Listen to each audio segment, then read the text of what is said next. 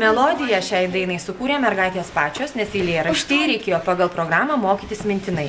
Ilgas eilėraštis, tai kad nenusibostų, buvo pasiūlyta joms padainuoti.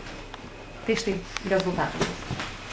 Violeta Vašinskaitė, paleisinti paukštį, privokti paklydusį šunį. Jis mena pašaukti, savuojantį eglės viršūnį. Dar smėlio dėžėj sutaisyti sulaužytą lėlę. Pareiti išeiti, sustos pakeliai valandėlę. Pakelti gražiai mūsų kiemą bešluojančią sargę. Sugrįžus namo apkabinti močiutę į verkę.